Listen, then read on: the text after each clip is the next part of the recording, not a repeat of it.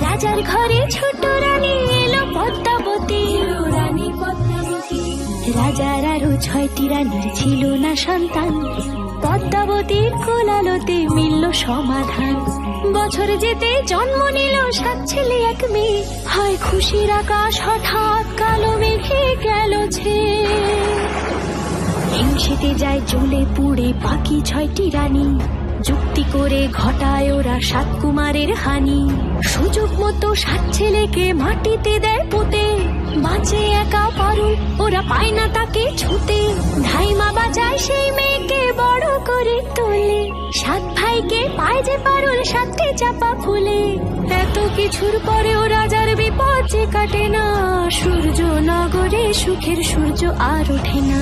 হিংসা বিবাদ বিচ্ছেদ আর প্রেমের কাহিনীতে পারুল বোন কি পারবে 7 ভাই চম্পাকে জাগাতে।